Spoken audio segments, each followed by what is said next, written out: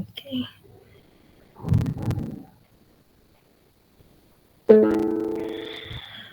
Good morning. Can you see my slides? Yes, we can, and you can just put it on slideshow. Yes. And now has it come on slideshow? Not yet.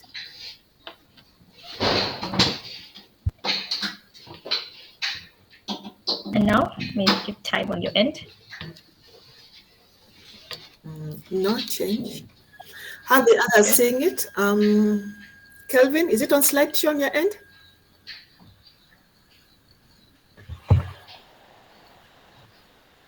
Sharon, is it on slideshow? Or Anissa? No, Anyone who can? it's not on slideshow. Yeah, No, so it's it's on your end. Yeah, the problem's on your end. Okay. Okay. Maybe just share the screen now. The entire screen.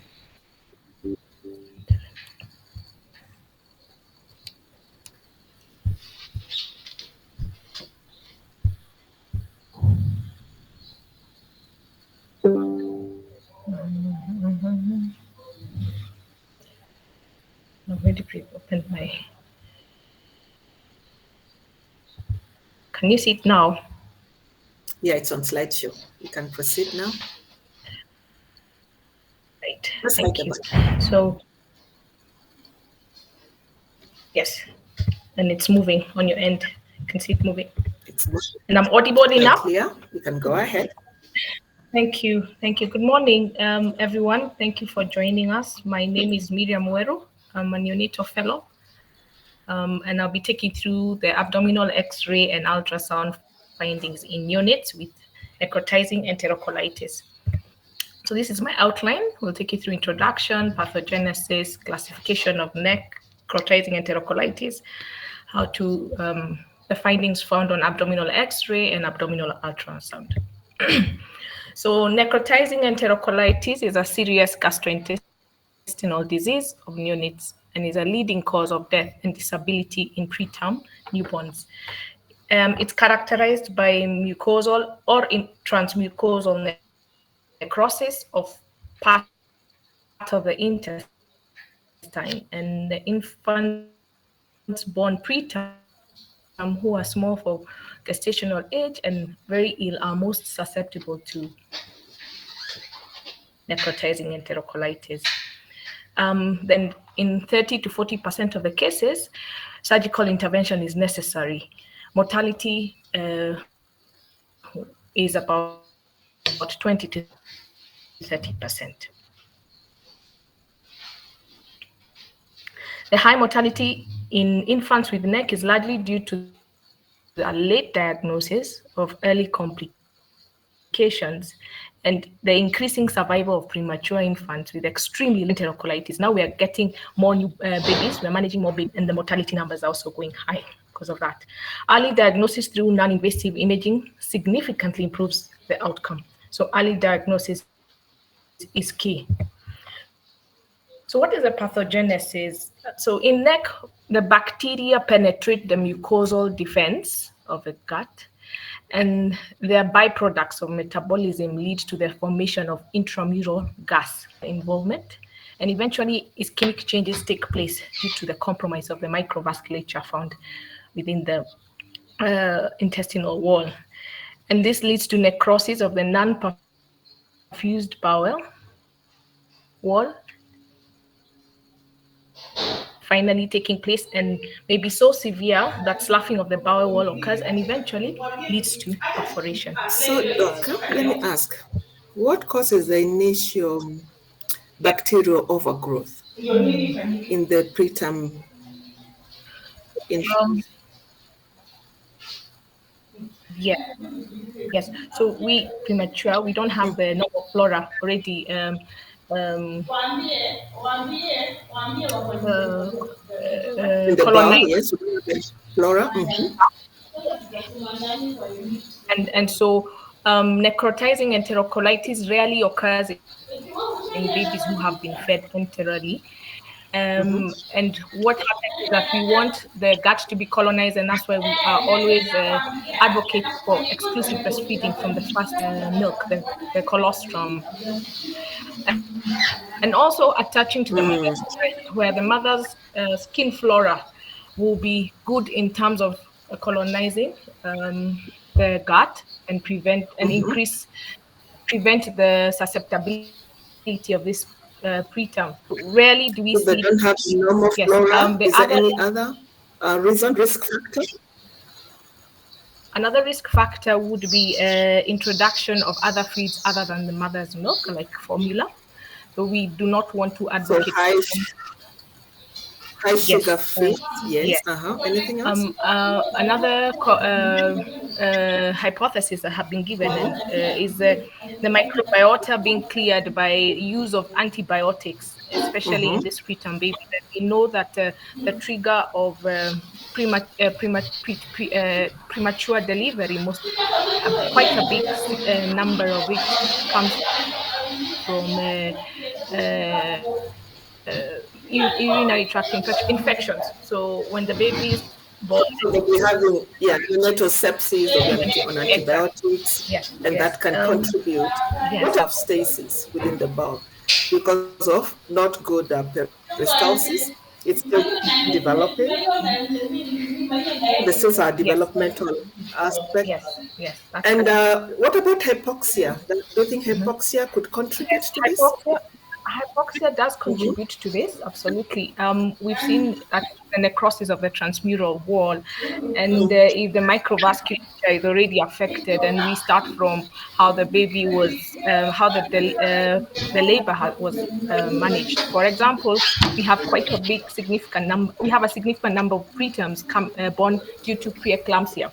So the mother having high blood pressure, hypertension, and that causes a very high pressure in the placental bed, and that means we will not get enough Yes, oxygen, so people there's with chronic hypoxia, and hypoxia they can get do that. get hypoxic. Respiratory distress syndrome can also be Get predisposed to that. What about children with congenital heart diseases?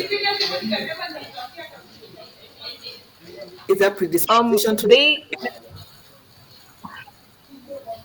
depending on the congenital heart disease, yes, that can happen. Well, we do get babies, preterms who perhaps having a persistent pulmonary hypertension in the transitional when they're transiting from in utero to extrautero, and the transition does not occur as it should, and we still have very high pressure in the pulmonary bed, and this will then cause hypoxia in the preterms, and that can also affect the gut, and also with other congenital heart conditions that would predispose a child to hypoxia. Right. That not the child, the infant, the preterm infant with the hypoxia. Our neck is mostly seen in premature, Yes. premature. The other differential that would also confuse us would be the spontaneous intestinal perforation, which is not triggered by a feed, whereas in neck there would be a trigger with a foreign feed and all those other factors that we have mentioned. So Yeah, nice yeah. to know that They can have the spontaneous differential bowel perforation as intestine. the bowel wall distends, and the rest of the, if you look at the rest of the bowel pattern, it will actually be normal. But we'll look at the radiographic Yes. images and see what looks more like neck and what looks like more like something else. All right, we can proceed, Thank Doc. you. Thank you. Thank you. So there's a strong evidence to multifactorial etiologies, and one of them, the predisposing factors include genetic susceptibility, intestinal immaturity, as we have alluded, imbalance of microvascular tone, abnormal microbial colonization of the intestines, and a highly immunoreactive intestinal mucosa. And many of the radiologic signs of neck are dependent on the phenomenon of gas-forming organisms intruding on the tissue planes in the gut, and thereby revealing the pathological presence, and we call that pneumatosis intestinalis, and that's the intramural gas that we'll see in our images. That's actually a pathognomonic sign for necrotizing enterocolitis. So we cannot discuss necrotizing enterocolitis without discussing the Bell's criteria or the Bell staging. And it is a staging system most commonly used to describe necrotizing enterocolitis. And we have stage 1 to stage 3. And Bell stage 1 is suspected disease. We have a neonate, a preterm neonate, and we are suspecting neck. What does that mean? We have stage 1A and B, and in stage 1, the patient has mild or non-specific symptoms such as apnea, where the baby stops breathing for about 20 seconds. We have bradycardia and temperature instability, where we have hypothermia or hyperthermia. We may have mild intestinal signs such as increased gastric residuals. So what happens in these preterms? They're not yet breastfeeding, and we are feeding them through the NG tube or the oral gastric tube. And at times we want to check when the tolerance, the feeding tolerance, whether they are able to absorb the feeds. And if the gastric residuals, when we aspirate from the NG tube and is quite significant, and looking at the color of those gastric residuals, we may suspect that we have a neck, and mild abdominal distension is present. Radiographic findings can be normal or can show some mild non-specific distension. In stage 1B, the diagnosis is the same as what I have mentioned in stage 1A, with an addition of gross bloody stool. So stage 1B is just all that I have mentioned plus grossly bloody stool. Stage 2 is definite disease. It is necrotizing. Stage 1 was suspected, but stage 2 is definite disease, and stage 2 we have 2A and B. And in 2A, the patient is mildly ill. The diagnostic signs include mild systemic signs, such as in those found in 1A. And the intestinal signs include all the signs found in stage 1, with the addition of absent bowel sounds and abdominal tenderness. So we need to also auscultate and see whether the bowel sounds are present. And if the baby is also responding to the gentle palpation, is there tenderness. The findings show ileal stage 2B, all of what I have mentioned in stage 1, plus the systemic signs of moderate illness, such as mild metabolic acidosis, mild thrombocytopenia, and there is an abdominal examination showing edema on the abdominal wall or other discolorization. It might be blue, black, and or right lower quadriceps. And the radiographs show portal venous gas or with or without ascites. So this is definite disease in stage 2. Now, stage 3 is advanced disease. We call it surgical necrotizing enterocolitis. And it's the likelihood of progressing to surgical intervention. And stage 3A has the following characteristics. The patient has severe neck with an intact bowel, can have that. In 3A, the diagnosis requires all of the above conditions that we have mentioned in 1 and 2, with the addition of the gestation. We'll have bradycardia, we'll have respiratory failure, severe metabolic acidosis, coagulopathy, we're bleeding from everywhere, and or neutropenia. And this is a baby who will most likely be on a ventilator or a respiratory support. So the abdominal examination will show marked distension with signs of generalized peritonitis. And the radiographic examination will reveal definitive evidence of ascites. And stage 3B designation is reserved for the severely ill infant with perforated gut observed on radiograph, in addition to what I have mentioned in 3A. Apart So from stage 3 is ascites, basically, Doc, yeah. apart from ascites, what else is seen in the radiograph in stage 3? So in stage 3, and I'll take you through. So it's perforated gut. So we'll see air under the diaphragm. So you'll have the We will signs might of see pneumoperitoneum. Yes. So you'll have Yes. pneumatosis intestinalis, you might have portovenous gas, it may or may not be there, and then signs of Yes. pneumoperitoneum. Okay, yeah. Yes. Yes. Mhm. Yes. And And this by is where we this now now, call, we need surgical, yes, intervention. yes, this is where we'll now have the multidisciplinary approach and calling our colleagues to help us intervene and also give the mother the feedback and family-centered care. So this is advanced disease. Okay, so abdominal X-ray is a mainstay of diagnosing necrotizing enterocolitis, and an anteroposterior X-ray and a left lateral decubitors are essential for initially evaluating any baby with abdominal signs. So what we normally see is that we request for an AP view and we forget to request for a lateral view when we're suspecting necrotizing enterocolitis. Right, it's best to have both views. Characteristic findings on an AP abdominal X-ray include abnormal gas pattern, dilated loops, and thickened bowel walls, which are suggestive of edema or inflammation. Now, we need to have serial radiographs done, meaning it's not a one-off request, and we need to have serial X-rays requested so that we can see the progression of the disease. Is it worsening? Is it improving? And a fixed and dilated loop that persists over several examinations. One off X-ray evaluation, we need to have several to see whether the fixed and dilated loops are, is it still at the same place that we saw it, or is it moving? Pneumatosis intestinalis, that is gas in the bowel wall that displays a linear or bubbly pattern, and it's present in 50 to 75% of the patients.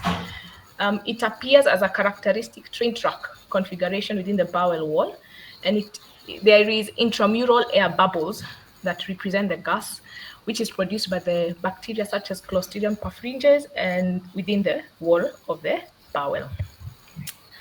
So the presence of abdominal free air is ominous, the pneumoperitoneum, and usually requires emergency surgical intervention, but it can be difficult to discern on an AP X-ray, which is why we ask for a decubitus radiograph with that evaluation. A subtle oblong lucency over the liver also and abdominal content is characteristic of intraperitoneal air on an AP X-ray. So we will also look for that as another sign to look for perforation of the gut. It represents the air bubble that has risen to the most anterior aspect of the abdomen in a baby lying in a supine position. That's the oblong lucency over the liver and abdominal contents. So free air can be Also difficult. known Yes. as a football sign, no? Yes, it's known as a football sign, and I have diagrams to show you as we go along. I'll demonstrate that. Images, Doc. Thank you. Images. Not Yeah, they're diagrams. there. I'm sorry, I pushed them further down. I'll demonstrate.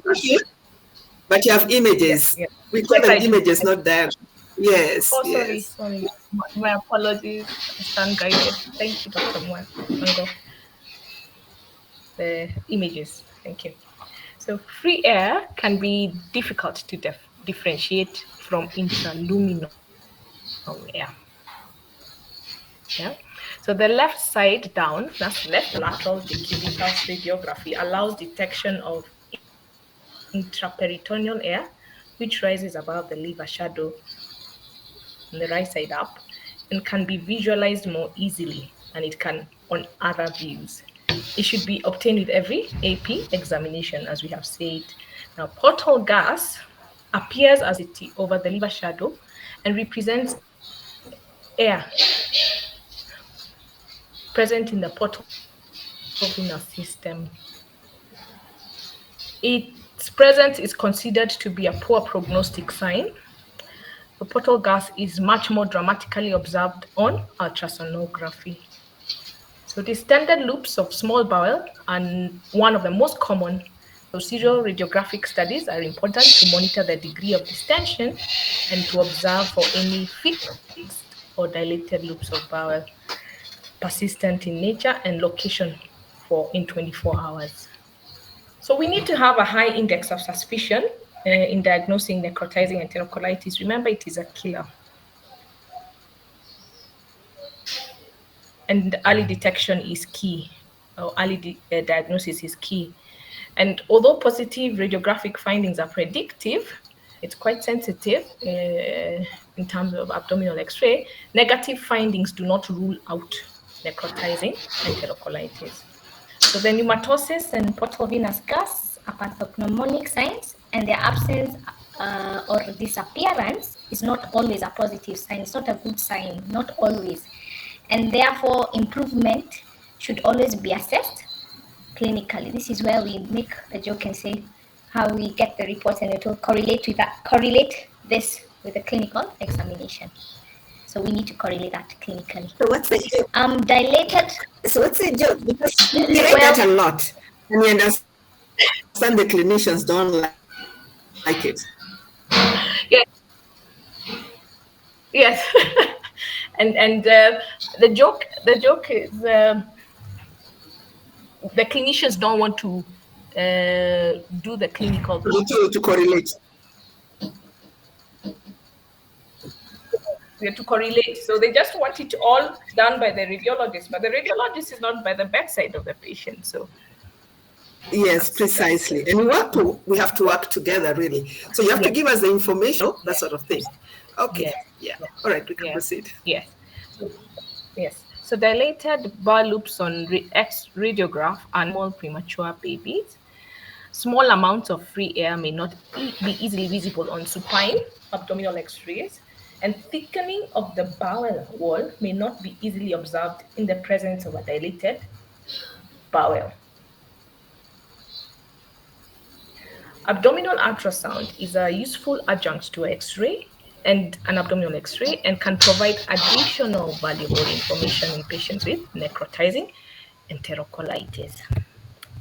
So here are soap bubble appearance or mottling. Sometimes it's referred to as mottling. You can see where the arrow is. I hope Dr. Mwango, the images this time are a bit better than last time. They're definitely larger, but you've really pulled them in the transverse until the baby looks so distorted. Okay. Can you stop slideshow and make them look a little bit more like a new? Yes. Pull it inwards, huh? Yes. Yes. Yeah. Is that? Yeah, that looks better. Oh, right. Then we can go back to slideshow. Oh, all of them are like that, but yeah. But you have, the images are looking excellent. Great. Okay. We can progress. Thank you. We can proceed. Yes. Thank you. And now I'm on slideshow. You're on slideshow. So, how do you know that this is abnormal? Do you have a normal abdominal radiograph? Or do you know how it looks? The normal images, you know how it looks? You can describe how the normal looks. And then because you know the normal, then you can tell us this is abnormal because of. Yes. So the normal X-ray, I'm sorry, I didn't put a normal. I should have done as a big commission. Abnormal, a normal abdominal X-ray will have multiple loops of bowel with gas in them and fecal matter interspaced with them. They will not be distended. I read about the diameter of the lumen, trying to get it and correlating it with the between L1 and L2.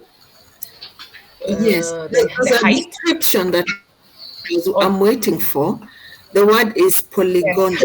The loops of bowel look polygonal or chicken wire kind of appearance. And that is diffusely throughout the abdomen, apart from maybe the stomach, which you can be able to see because you can see now the body and antrum. But the rest of the bowel wall will have that polygonal appearance. So when you start getting this tubular appearance that you're seeing here, you know that already there is a problem. Not even that, plus what you're seeing in the left upper quadrant. Yes. So even the entire bowel had that dilated tubular appearance. You know it's a non-specific sign and it's a problem going on. You know, like how you are saying it's the early stages of neck. And then now Yes. this one have even more. You have a fixed loop of bowel, which is much more grossly dilated. And it has also thickened walls, because if you look at where the next bowel loop is, it's further off. So it tells you that there's intervening. So if you have a increased distance in between the gas in the bowel, then you know that there is bowel wall thickening. Okay? Yeah. Yeah. Yes. Thank you. And when you start getting a bubbly appearance, because normally neonates don't really have the fecal matter is not seen like in an adult. So when you start getting that bubbly appearance, again, it raises a suspicion that we could be dealing with neck. So one looks more keenly to see where that, bubbly, when it starts looking like there is fecal matter in the bowel, it's actually a concerning sign in these neonates. Yes. Right. Thank you. But you can see the liver opacity is uniform.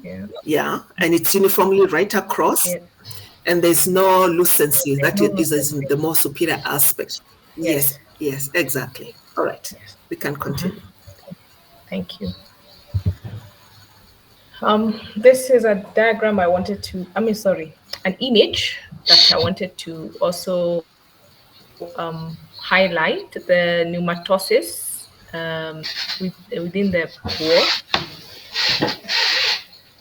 And you can see this train track or thin air between the in the middle, between the wall, and they are called crescents of pneumatosis. You can see it also here. So you have those linear lucencies outlining the walls of the bowel. It's actually there in multiple places. It's almost in all the quadrants, actually. Yeah. And the bowel, of course, is distended. It's tubular. This is definite neck. Yes. So it will be stage what? That would be stage 2. Stage 2. 2A, isn't it? Bell's criteria. Yeah, stage 2. 2A, yes. 2A, because you don't have a portovenous gas yet. Yes, we don't. You can see that in the liver. We don't have it. We don't have portovenous gas, which is best seen on ultrasound, but can also be seen, and I'll show you as we go along with the images that I have. So this is another image where the first arrow, here is where we are seeing the branching of the portovenous, arrow number 1, of the portovenous gas. Right here, you can see this dark, the lucency within the biliary tree as portovenous gas. I hope we can all appreciate that. The second arrow. Yes. The second arrow shows crescents of pneumatosis around the walls. And you can also see it right here. I hope you can see my cursor going around the walls and the bowel loops. Yes. And the third arrow is what Dr. Mwango was talking about, the soapy, bubbly appearance. And in preterm infants, we do not normally have fecal matter or loading appearance such as in an older infant or an older child or adult. I hope that is clear. Yeah, you can, especially down that left column going downwards. So there's quite a bit of a bubbly appearance. And then also within the walls, you can still see that those linear tracks. And even central, it's in multiple bowel loops. Yeah. Yes. Okay. Right here. Thank you. We're talking about distension and correlating it with the lumbar vertebra. What were you saying? Yeah. So the distension of, I hope I got it right. The distension of the loop, how big the loop, the bowel should be, the normal diameter, or if I may put it that way, was being correlated with the distance between L1 and L2 in terms of longitudinal vertebral body, and or the distance between the normal is that from L1 to L2, or the width between L2 vertebral body. So if it is bigger than that, then it's a distance. interpendicular distance between the two pedicles, because I think that might be more easily constant. Yes. So if it's wider than that, then you would know that it is distended. Yes. Thank you.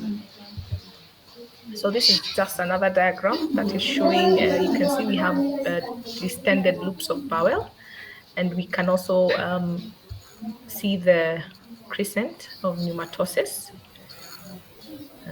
I hope you can appreciate that. Yes, we can. And actually, it's most common in the right lower quadrant, right? Yeah, that is why it tends to appear in most cases. Yes. You can see the less of the bowel is distended and also tubular. It's losing that polygonal appearance. Yes. Thank you. So this is the football sign. Doc, in the previous, is a bowel wall thickening? Yes. In the previous radiograph, is a bowel wall thickening? Is a Yes, bowel I can wall see. thickening? Yes, yeah. I can see there. You can see my cursor moving. Yes, yes, you can see the arrow. End. Yeah, yeah, Looks yes. end. So They're more separated. Yeah, compared to the ones in the left upper quadrant. Yeah, there's definite bowel wall thickening. Right. Yes. And sometimes it was mentioned that it is hard to appreciate that if the loop of bowel is very distended. It might be there and it is distended, so we may not appreciate that much, like on the left quadrant in the image, but it is definitely there on the right side. Right. Thank you. So the football sign is demonstrated with gas on either side of the falciform ligament, right here. This is longitudinal falciform ligament. I hope you can see the radiolucency above the liver, the gut. Are you able to appreciate that? Yes. On the I hope we all can. Right. The liver should have a uniform opacity, but as you go more anteriorly, you can see there's that lucency, right? Which arrow 2 is outlining very well. And that's what gives that bubble of air. That's what gives you the football sign with the falciform ligament in the middle.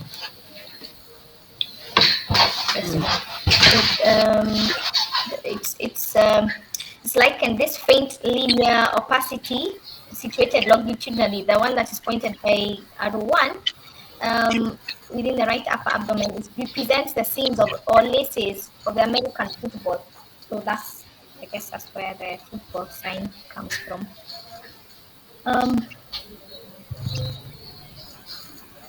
Another diagram, arrow 1. Another shows or image. Sorry, my apologies, Dr. Mango. Another image, radiological image, shows gas under the diaphragm. My apologies. And you can see arrow 1, the gas under the diaphragm, and you can see also the triangular under the liver, the gas under the liver, and this is definite perforated cut. And then we have the arrow 3, which is pointing at the Wigler sign, which is a sharp demarcation. This Wigler sign, a sharp demarcation of the bowel wall, almost like a line drawn with a pencil. I hope you can appreciate that.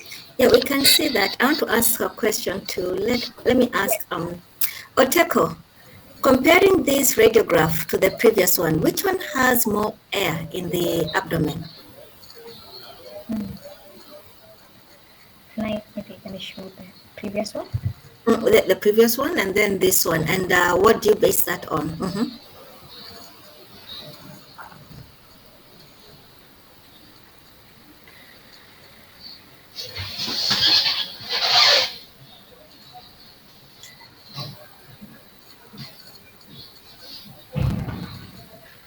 In terms of the amount of peritoneal gas, which one shows more? Is it slide 18 or slide 17? The previous one had more air. The previous one, you think the air is more because you can see the football sign? Yes. The next one now, let's see slide 18 now. The entire peritoneum cavity is filled with air. Remember, this is a supine radiograph, right? So the entire outline, it's actually the entire abdomen is more radiolucent than it should. And that's why you are seeing that appearance of air under the diaphragm. Because normally you'd see air under the diaphragm in an upright and erect radiograph. But yet, the fact that you're seeing here, it's because the entire peritoneum is filled with air. And now you are seeing not, so that is actually a very large football. And you can see the opacification of the liver, it's much more lucent than it should. Then the regular sign is seen in multiple areas, right? There's the number 2. It's actually seeing both sides of the bowel wall. So there's that air that you've seen there, that triangular bit. You can see the stomach, both inner and outer layers. In multiple bowel lobes in the left upper quadrant, you can still see those small triangles. So if you were to do even a dorsal decubitus, you'd see there's really a very large air bubble in this abdomen. Now, if it's a bit coned, but if it was not as coned as this, you'd see what is known as a continuous diaphragm sign as well. Okay. Do you have an image that shows the continuous diaphragm sign? I don't think so. Yeah. But when you say continuous diaphragm sign, is that the right hemidiaphragm and the left hemidiaphragm would be looking as one, or? Yeah, they would look like as they will be continuous right across the midline, because normally it is not right across the midline. And there are actually there are two conditions that can give you that continuous diaphragm sign. One of them will be pneumoperitoneum, and another will be pneumomediastinum. But again, the other feature that will help you to tie up and say this is definitely pneumoperitoneum. Thank you. This is another abdominal radiological image taken on left, the infant lying on the left side, and arrow 1 shows the regular sign. You can appreciate that being line. And arrow 2 shows the bubbly sign or the mottling within the bowel loop. And arrow 3, you definitely can see the air in the peritoneum, and it's over a solid liver. So you can see the free interperitoneal gas when the baby is placed right side up. Hope you can all appreciate that. What do we call this image?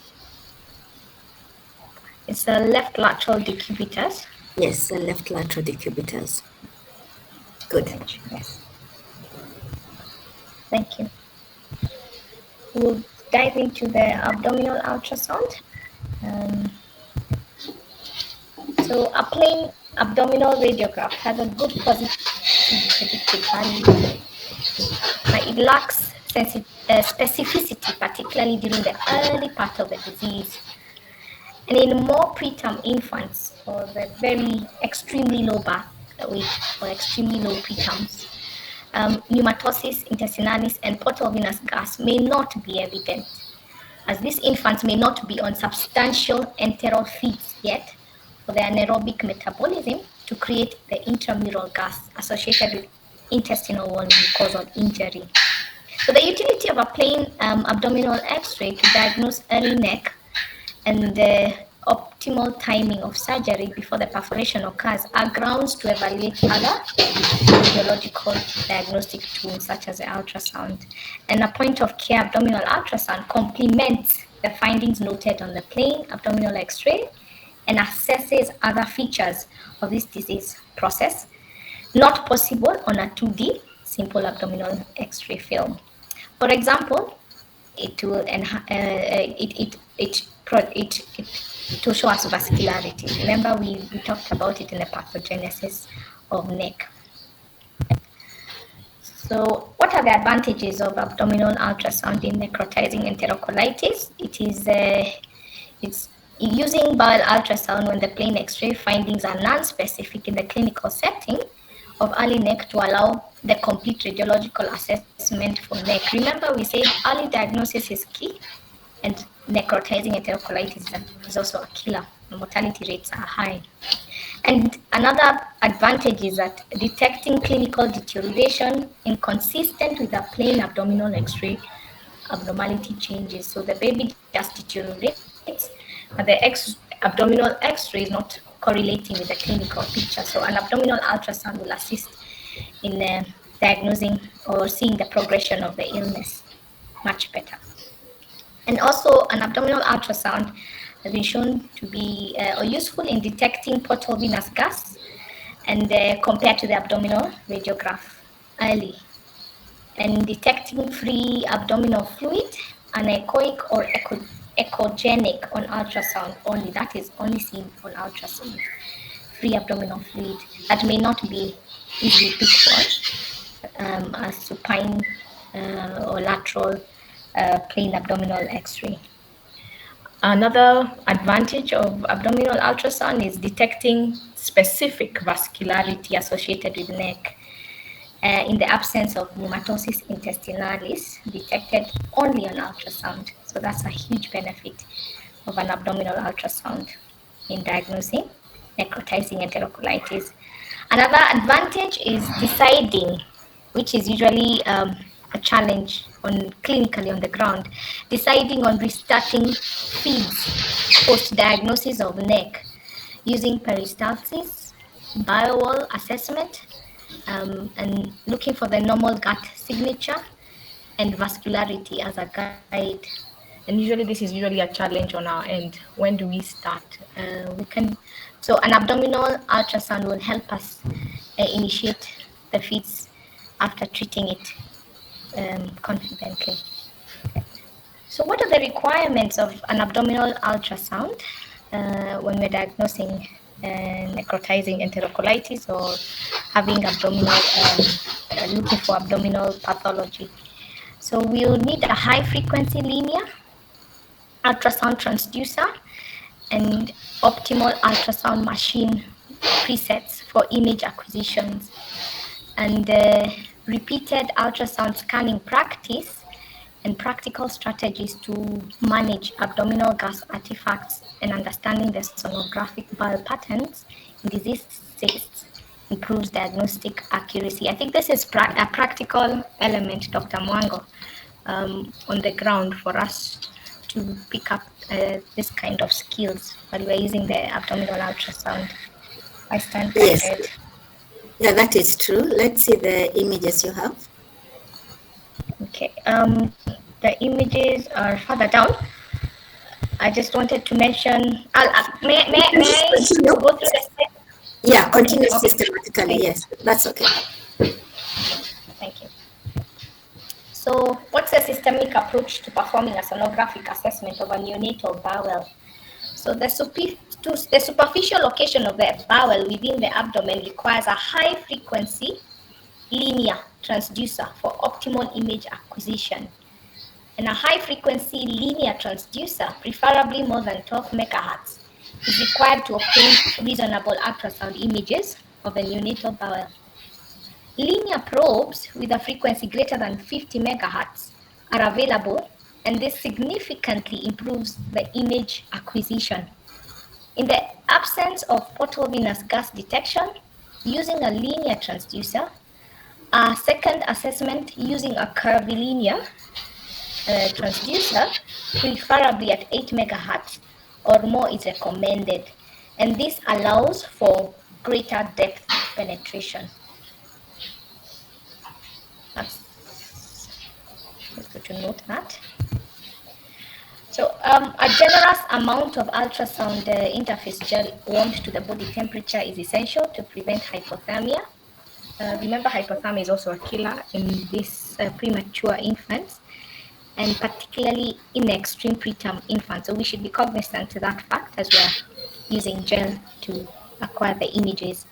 And the liberal use of normothermic gel interface would promote reducing excessive pressure on the abdomen pressure application on the abdomen, particularly on a tender abdomen during the scanning. So we should be cognizant of the fact and make sure our patients are comfortable and not cause more harm as we're investigating them.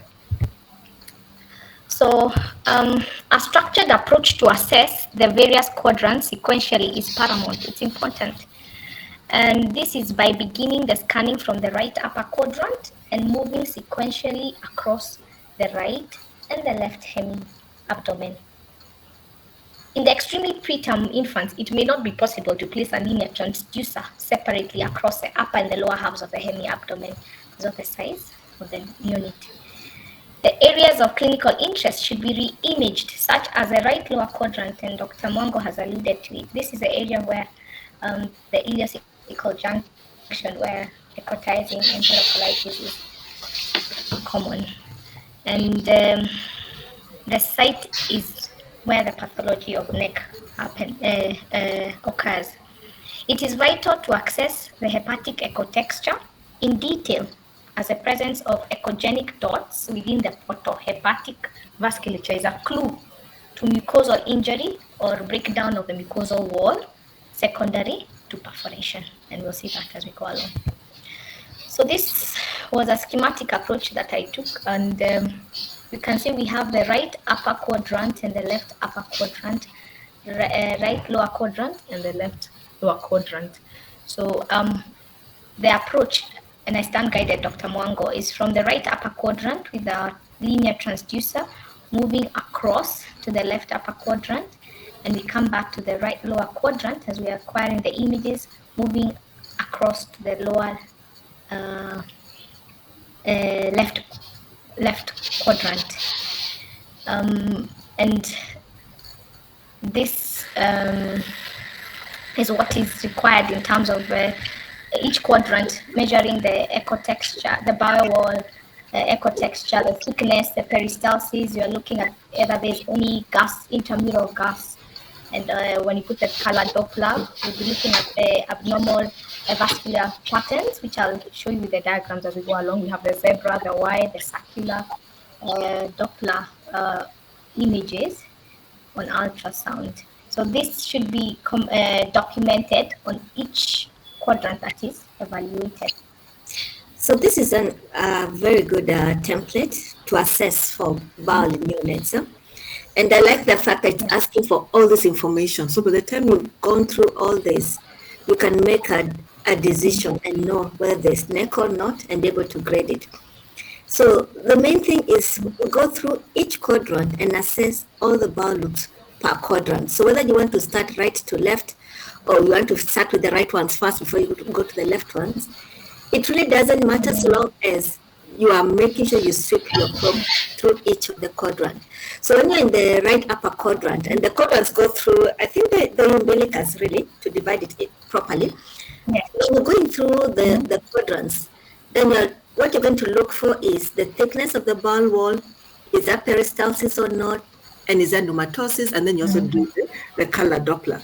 So you can say in this right upper quadrant, the bowel loops are all normal. So if there's an abnormal one, that is the one that you're going to record.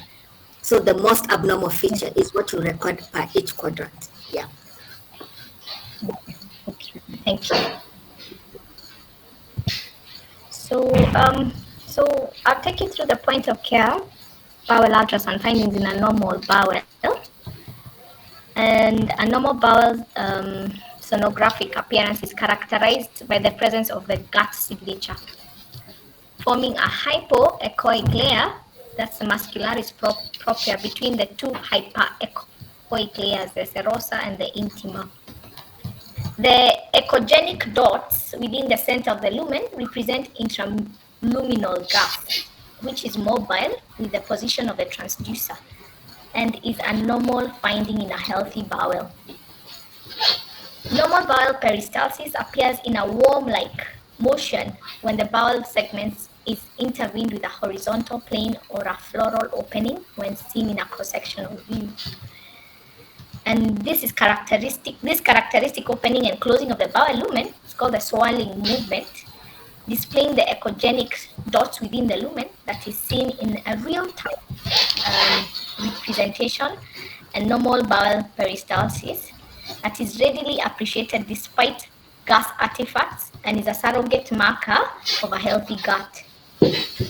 So this is often the most helpful sign when there is significant gaseous distension with the use of non-invasive respiratory support such as continuous nasal CPAP in extremely preterm infants. A neonatal bowel demonstrating more than 10, it's good to note this, more than 10 peristaltic movements over 1 minute in each quadrant is normal and is a surrogate marker of a viable small gut. So this is the normal bowel. We can see in A, 2D grayscale image of a normal bowel with normal intraluminal. So this is the cross-sectional view. I want to stand guided, Dr. Mongo. And you can see in the intralumen, inside the lumen, air is seen as these echogenic dots. This, I hope you can see my cursor and I hope the image is clear. Yeah, the image is clear. Yes. So you can see those echogenic dots within the lumen. Mm-hmm. And in image B, when color Doppler is when you are examining, there will be peristalsis. Yes. Yeah. Yes. In real time. That must suggest the signature is not well seen in this particular bowel.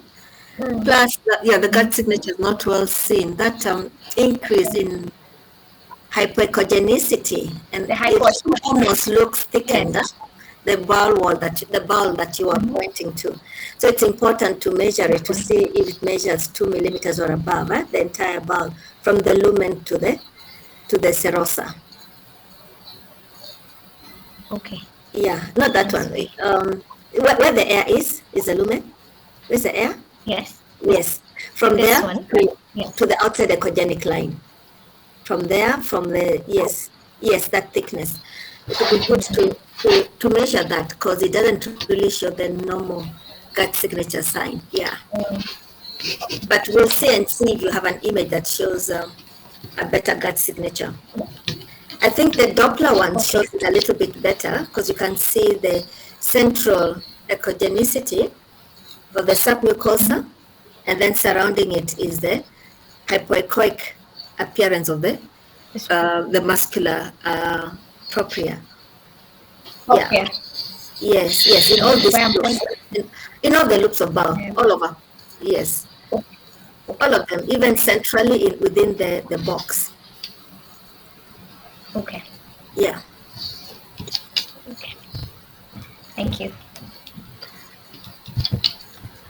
So the bowel ultrasound has the added advantage of assessing the bowel wall vascularity with valuable information that can be linked to the inflammatory bowel states, particularly distinguishing severe acquired inflammatory conditions from congenital obstructive intestinal lesions, which is a distinct advantage over the plain abdominal radiograph.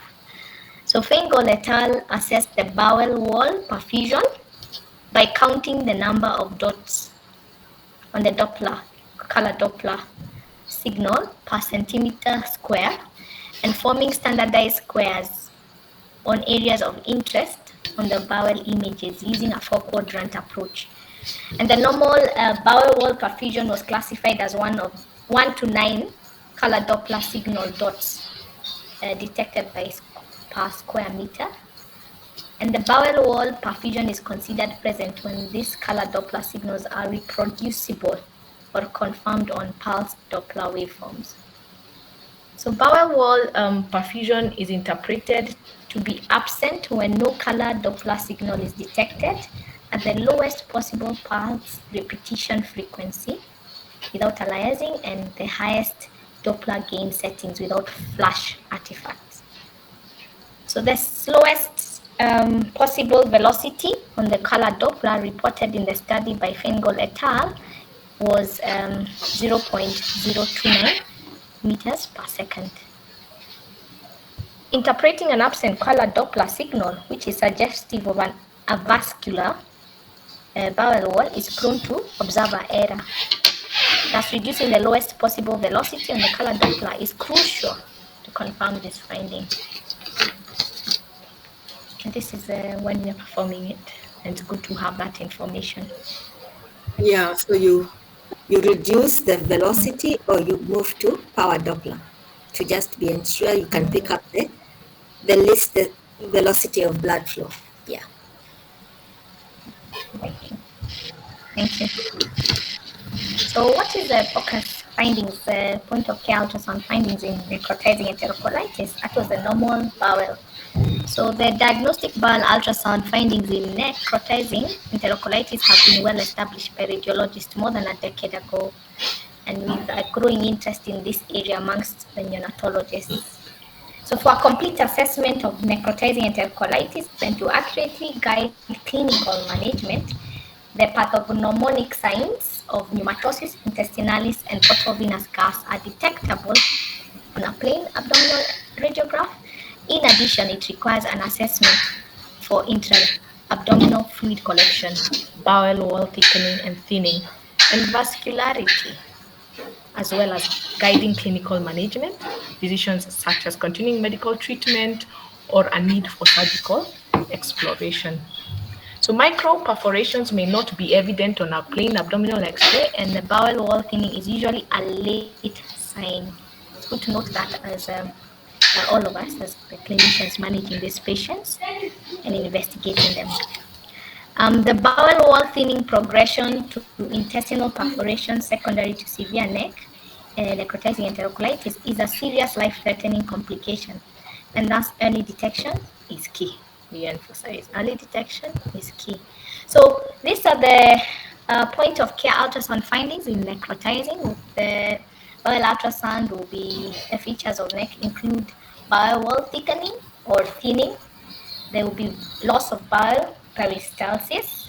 There will be presence of there can be presence of pneumatosis intestinalis, the presence of portal venous gas, specific patterns of vascularity in necrotizing enterocolitis, which I'll demonstrate further.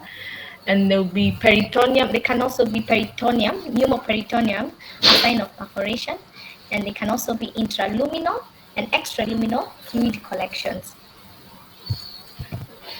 So in this image, ultrasound image, the sonographic there's a sonographic appearance of bowel wall during the various stages of necrotizing enterocolitis.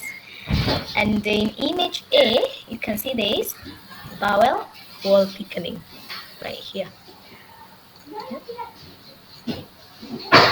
I agree. Is that bowel wall thickening? Yes, and then in the image B is bowel wall thinning, and you can see it's distended. The lumen is quite distended as compared to image A, and the bowel wall thinning caliber is less than 1 millimeter. Usually when you have a bowel wall thinning, it becomes quite echogenic. Huh? You don't have that hypoechoicness in the center. And I was looking at some of the loops on the right side of the image of the screen. So usually you tend to have an echogenic bowel. Yeah. And it's just the wall itself becomes very thin and just less than a millimeter. So if you move your cursor to the right, okay, to the left of the yes, yeah, continue towards the left, continue. Actually, that's the left. Continue left, yeah, left, and then come down. Down. Yes, that I was looking at that echogenicity there. Just echogenicity. It's horizontal. It's going in. Yes. I think that's how it appears. And yeah, I think I'll share. If you don't, I don't see the images that show a bowel wall thinning. I'll show you some.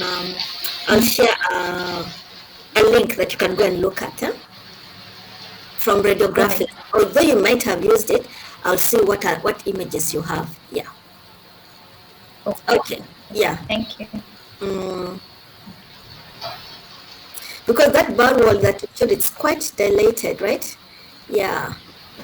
But Yes. you can still see it has a wall around it, which is a hypoechoic. So I'm thinking that would be definitely more than 1 millimeter, to be 2 millimeters and above, isn't it? Huh? Yeah. Yes. Yes. Okay. Thank you. So this is the sonographic appearance of edema and thickening of the small intestinal mucosal fold, as seen in neck. The grayscale, this is an image on your left right now, showing the echogenic stripping. Sorry, I'm assuming this is it. This Yeah. echogenic stripping of the small intestinal folds due to edema of the valve segmentis. And on the color Doppler on the right, the image on the right shows hyperemia, a lot of vascularity within the intestinal folds. Yes, both in the walls and in the adjacent mesentery. Yeah.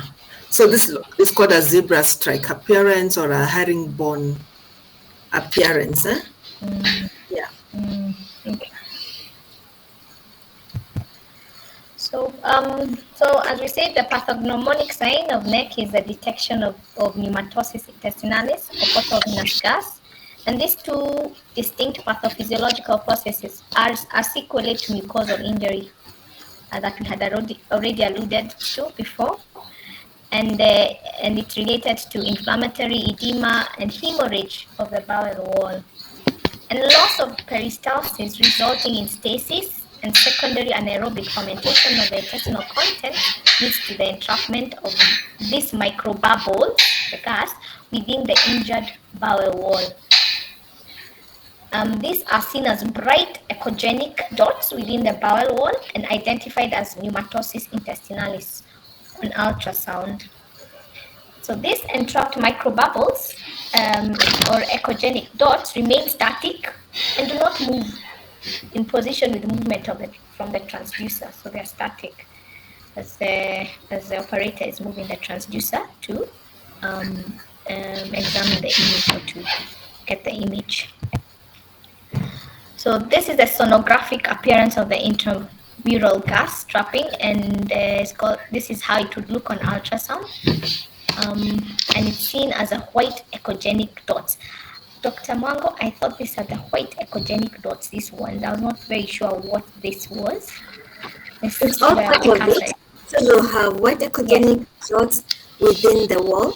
And what's even more important about the ones on the lower aspect, because this is a child in the, it's a baby in supine, you're having air on the non-dependent side. So it's the fact that it's in the non-dependent side, not it's within the wall.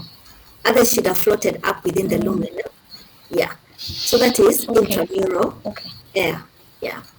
Yes. And even the adjacent local bowel next to it, you can see that all those dots within the wall. Yeah. Okay, this one's where the cursor is. What? No, the ones within the gray appearance, within the wall itself, as opposed to what's within the lumen. Yes, so the one that I've pointed out, especially the one with echogenicities on the non-dependent side, will tell you that that is intraluminal air. Okay, thank you.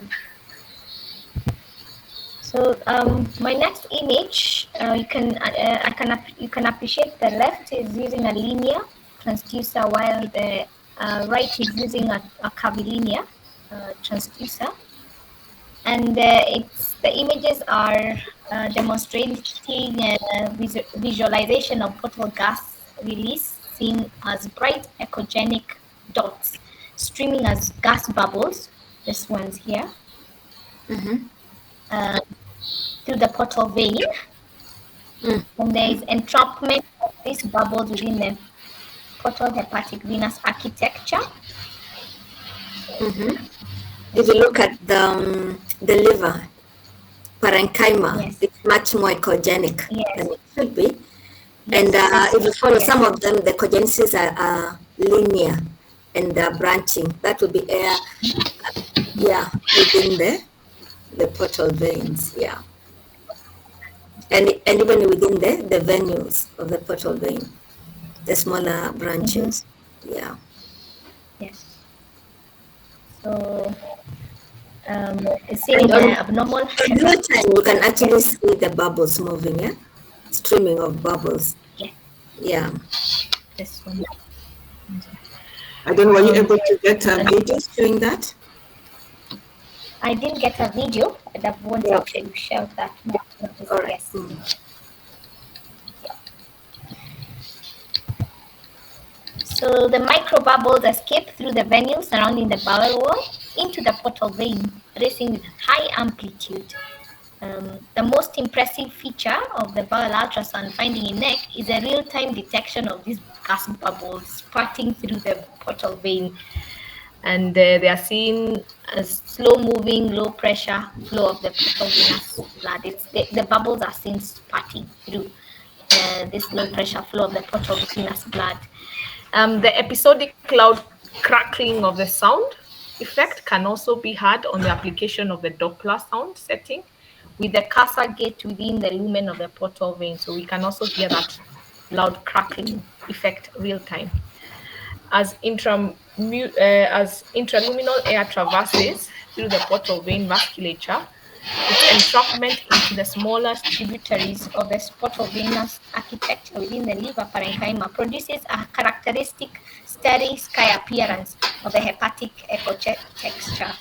I think this is what they mean. Is this the starry sky?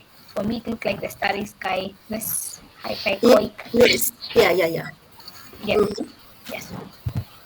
Those small echogenesis within the parenchyma is the starry sky. Thank you. And the bright echogenic dots scattered throughout the liver with the loss of the normal homogeneous sonographic liver echo texture as seen. And the portal venous gas, however, is a transient phenomenon. It's not always there. And so it depends, it's a timing factor of when you can get that. So the presence of the portal venous gas is limited to 6 to 12 hours after the disease process. And the timing of performing the ultrasound for its detection is critically time sensitive, should this opportunity be lost. The abnormal echo texture of the liver is indirect evidence of the recent past process of the release portal venous gas. So we were not able to hear the crackling and to see the echogenic dots. The abnormal echo texture will tell us that it was there if we miss the 6 to 12 hour presence of those microbubbles. And this will be helpful in detecting necrotizing enterocolitis. So slow emerging echogenic dots can also be seen in real time in the small bowel perforation when a slow release of these few bright echogenic dots may be visualized in the porta hepatis. Thus, a thorough assessment of the portal vein and the hepatic echo texture is extremely useful and easy to perform. So what are the specific vascular patterns that are detected in necrotizing enterocolitis? We have characteristic vascularity patterns that occur due to increased vascularity through the entire circumference of the bowel wall, and they're called ring patterns. I will show you the images, the ultrasound images, and this increased vascularity through the distal mesenteric subserosal arteries called the Y pattern, and there is also increased flow through the mucosal folds, the valvulae conniventes that we saw called the zebra pattern. And these vascular patterns require the application of the color Doppler settings, the lowest possible pulse repetition rate, and the highest Doppler gains settings without producing blooming artifacts. I think that will be very practical when we are doing that at the bedside. So these are the images, and I believe this will be my last slide. We can see the sonographic appearance of a color Doppler showing the specific vascular patterns in necrotizing the Y ring. You can appreciate that. And then we have the we have the Y, and then we have the ring pattern, and we have the zebra pattern. And this being my last slide, I will say thank you very much. Thank you. Sorry, And let's even just see that last image. And you can see even as it shows the increased vascularity. The next bar wall just next to it has intramural air. And surrounding the bar wall with the increased vascularity, you can see this ascites. Yes. And I see Sharon has shared a site where you can get the radiographic article I was mentioning. I realized that if you go directly to radiographic, they'll ask you to pay for it. So I had downloaded, I was going to share a PDF, but I can see the one for Sharon is very easy to access. So look at it, and then you'll see the bar wall thinning. And maybe you can allow me to share. I wanted, yeah. Let me share what I was thinking. I wanted to share. Just a minute.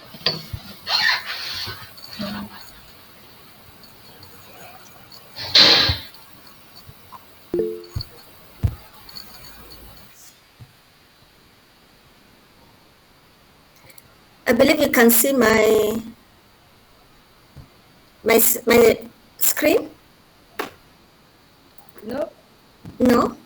No. Oh, okay. I had not selected the tab. All right. Select a tab. Okay. This thing has become more high tech. Huh? Right. You can see my screen now. Yes, it's coming. Yes, we can. Right. So this is the article that Sharon has also shared. And this is the bar wall thinning I was talking about. You can see how thin and echogenic it is. Yes. Can you see my arrow? Yes, you can see that? I can see And surrounding it, there is ascites. Huh? So this is a bar wall that is, what's the word? It's ischemic. And to be very easy for it now to operate. Huh? Yeah. Okay. Yeah. So let's see.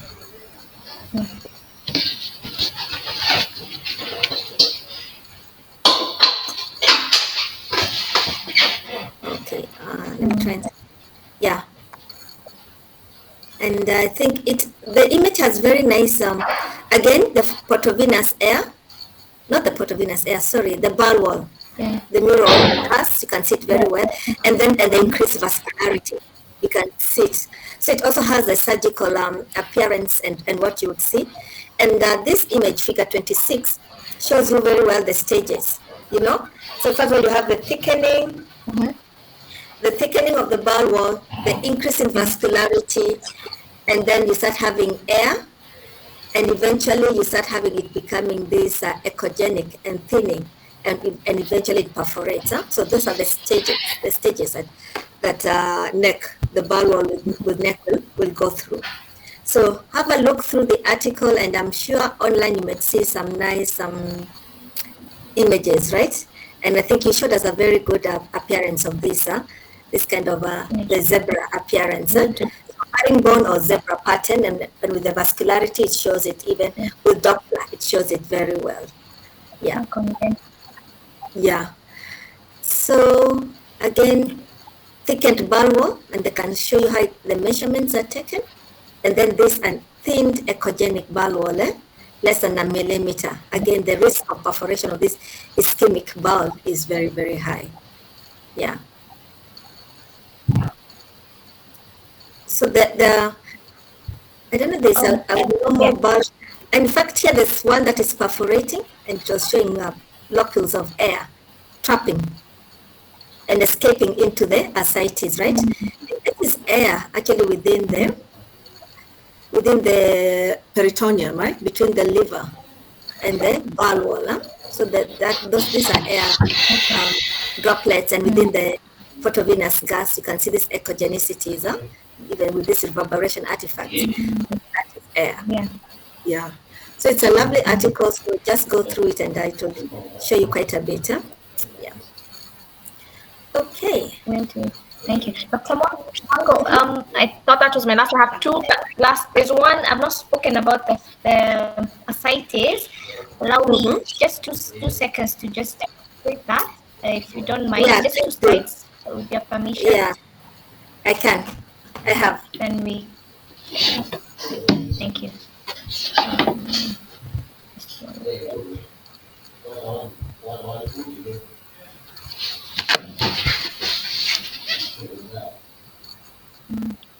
Can you see it now?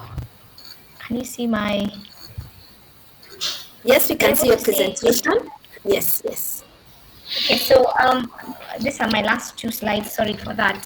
So neck being an inflammatory condition, there is extravascular fluid loss that is expected, and it's seen as anechoic fluid collection.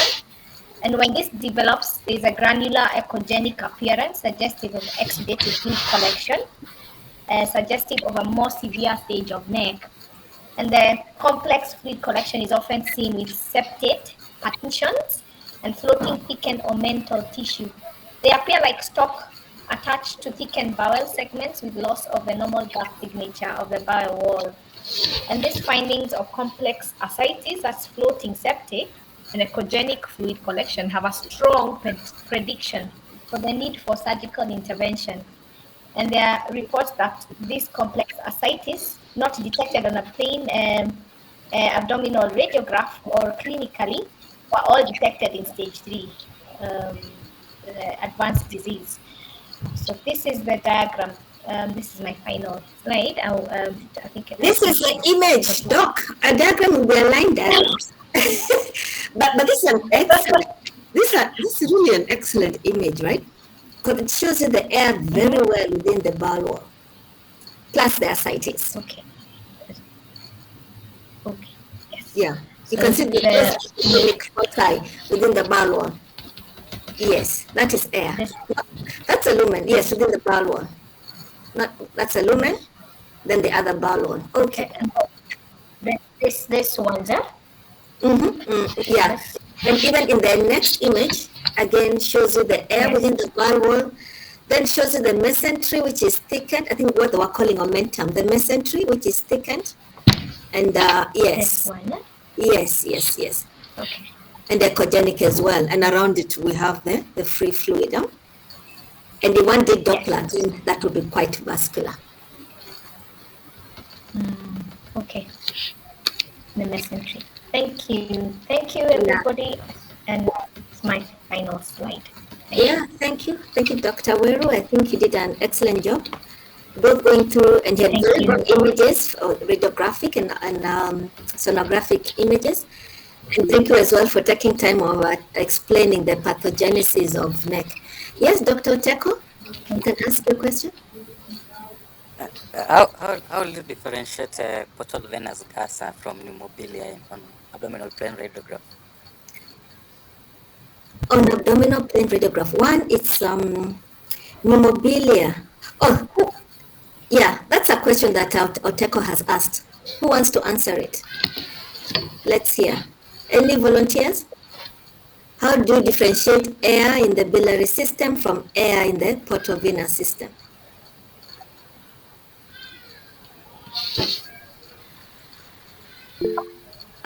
Jacinta? Portovenous gas should be more peripheral. Pneumobilia would be central. Actually, we tend to use those two characteristics. So with portovenous gas, the venules go all the way to the periphery of the liver. So you'll be able to follow. You see the branching going all the way to the periphery. While for pneumobilia, it will be just centrally around the porta hepatis. And with those two characteristics on the radiograph, that's what will help us to say what we're looking at is pneumobilia as opposed to portovenous gas. Yeah. Thank you. Dr. Miriam, this is Adut. Thank you. Yes, Adut. Thank you, Dr. Miriam, for the informative presentation. So mine is just a clarification. If like I ask you between these two modalities, extra and abdominal, in the diagnosis of neck, which one is the gold standard? Okay. Gold standard. Yes. Yes, well, what did you find to be the gold standard? I don't know if it's gold standard or the standard of practice. Maybe I should use the word The standard of practice. Sawa daktari. Thank you. Yes. So the standard of practice is a plain abdominal radiograph in the anteroposterior and lateral decubitus view position. And an ultrasound is equally good. So what they were saying is that a plain abdominal X-ray is sensitive. An ultrasound is more specific. Specificity is more with an abdominal ultrasound, and they complement each other. That's what I could say. So the standard of practice, and that's what you said is true, Dr. Weru. The standard of practice is an abdominal radiograph, supine, and the decubitus, lateral decubitus view. And that's what is used in management practice, even in the staging. But ultrasound nowadays is found to be even more sensitive than the plain radiographs, because you find the features early. So you'll actually see the features early of intramural air much earlier, oversitis much more earlier, even portovenous gas. You'll pick the signs much earlier than you would now in a radiograph. But the issue is now, it's that issue of operator dependence, and you can use it to monitor the child. So like what Dr. Weru was saying, when do you start the feeds? Normally you'd wait clinically. Has the child open bowel? Is the abdominal distension gone down? Has the clinical picture improved before you start challenging with feeds? But now with ultrasound, you can actually see and look at the bowel and see, is it of normal gut signature appearance and things like that. Yeah. So they are complementary. The ultrasound is more sensitive, but it has not been incorporated into regular practice. So for now, we'll say the standard of practice is the abdominal radiographs. Thank you, Dr. Thank you. Okay, thank you. And so Sharon is asking, as a follow-up to Dr. Teko's question, would adding color Doppler on the intrahepatic luminal structure also help differentiate venous from ductal gas? And no. Anyway, Sharon, what do you think would happen if you add color Doppler? Because I'm just thinking color Doppler will cause interference, and you may not see the echogenicities of the air. Is your mic not working, Sharon? Or somebody else can try and work it out. Because if you are doing an ultrasound, really, you can actually be able as well to see what you're looking at. Is it vascular or is it Doppler? Onchiri, yes? That's okay, Sharon? Yeah? Derek, go ahead. Yeah, so I think because we have differentiated pneumobilia and portal venous gas, so in portal venous gas, if you put a color Doppler, you should be able to demonstrate hepatopetal flow that will be blood away from the hilum towards the periphery, as opposed to what you'd have with hepatofugal. So that would be like an important differentiation between the portal venous gas and now other situations like portal venous hypertension. So I think it will be helpful there. Yes, but you see the biliary system will not show flow on Doppler. Yes. So it is only the venous will show flow. And if you're looking for the echogenicities within the liver parenchyma, when you put Doppler, I'm just thinking the Doppler will obscure the echogenicities of air. So we just want to see if those echogenicities are going to the periphery or they're not. Look at the article that Sharon has shared, and I think that there's a very good image of air within the portovenous system, and the fact that it's going all the way to the periphery, there should really be no confusion. I don't think you really need to add. So maybe I can, let's see if I can share this again now.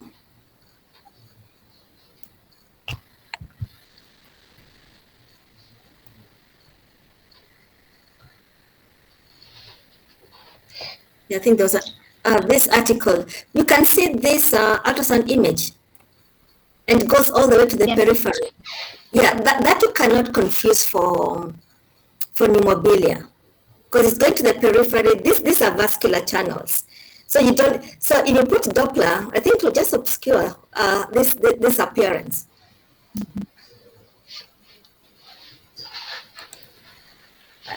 So is that clear? Sharon, are you okay? Well, yeah, fine. Any other question? Yeah, that's okay. Right. Any other question? So go through this article. It will be, I think, it will be very informative. Yes.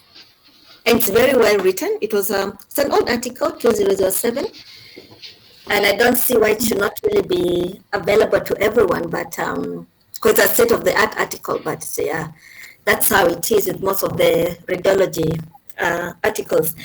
And however, for the radiology students, you can actually, there's no membership fee to be a member of RSNA, so long as you are within residency. So all you need to do is fill in the forms, let the chair sign it, take it forward, and they will give you membership. And then you can receive all the articles, but you can still use Sci-Hub to get them the easier way, the quicker way. Good. So if there's no other question, then now. Any other question? If there's none, we can meet again next week, everyone. Have a good day. And I hope the residents, you are at your clinical areas. I don't want the chair to come looking for me. Okay. So kindly make sure you go to your clinical